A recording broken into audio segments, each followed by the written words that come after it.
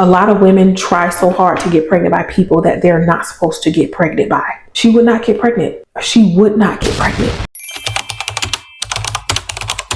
Hi guys, thank you for tuning into the Womanhood University. So today I'm going to be talking about fertility and, the spiritual aspect of fertility, because people only see the surface of fertility, but it's a lot deeper than that. It's deeper than what you can imagine. I did a video about this. It actually went viral on TikTok, and a lot of women were like, yeah, I agree. Like, this is hell. Yeah, I think so. Like, when it comes to fertility and women trying so hard to get pregnant and it's not happening for them. I had a client who I was working with her for a few months, and she really wanted to get pregnant. She wanted to get pregnant so bad by this guy, and she kept on ordering the kitty tea. She would see a lot of effects from the kitty tea. She would feel extremely fertile. She saw the effects. She kept ordering it. She would not get pregnant. She would not get pregnant. The guy already had baby mothers. He already had kids. He was not the greatest guy. But she got in a new relationship. She thought she couldn't get pregnant, so she didn't take any safety measures. And she got pregnant very soon into the relationship. And she was just like, whole time I thought it was me. And I was like, girl, I knew it wasn't you. The spiritual aspect of that is sometimes it just won't happen. Sometimes it's just not meant to happen. Your body will continuously block this sperm from that egg, and it will not happen. Even if you, like, some people will say, oh, but I still regret my baby daddy. He was a bad person. That child is meant to be here. However you put it, that child is meant to be here because it's here. A lot of women try so hard to get pregnant by people that they're not supposed to get pregnant by. And if the universe or God or whoever you praise, Jesus, if that is blocking you from your goal, stop trying. Stop trying. While I do get that some people are in love, some people truly want that. They value their partner, and they want a little person mixed with that partner, but sometimes it's just not meant. And when it comes to the womb, your womb is very selective. People don't think things go this deep. They do. They do. Plain and simple, they do. And even if you're having like miscarriages and stuff, I know I don't like to really touch on that topic because it's very sentimental for some people, but miscarriages and stuff are the same thing. It just, that child was not meant to cross over. It just was not going to happen. And that ties into a lot of things energetically of why that happened. My opinions on IVF, it's a great thing. I'm glad that it's something that can help lesbian couples. I'm glad that it's something that can bring children into this world.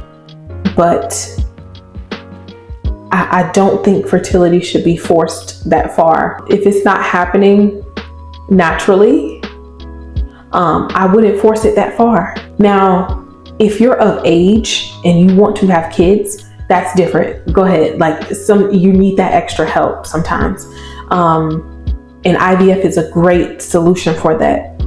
But when it comes to you're young, you're fertile, and you can't have a kid with this person, and you're going to get IVF, yeah, it's just, I just don't think fertility should be forced that far. You can try, herbs and different things and things to help you, get there, because with the American diet and with certain things that's in the air, and fertility is being affected every single day. So I get boosting your fertility. If you have like stuff like PCOS and different things that are blocking your fertility, I get it. I'm not talking about those people. There's millions of women who cannot, their fertility is affected by the diseases they have, by the autoimmune diseases they have, by, certain things that go on within their body. I'm not talking about those women. They need the extra help. But if you're just a regular woman and you have no medical issues, don't force it too far. Just let it be. And what I've learned as well, when you focus too much on fertility, it almost becomes harder.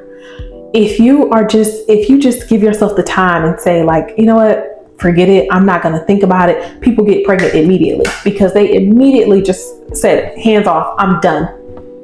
And then that's when your body decides, okay, here it is, you're pregnant. If you do want to boost fertility, I do have teas in my shop that boost fertility that I've scientifically crafted and tested on multiple women. I think I have 88 kitty tea babies so far.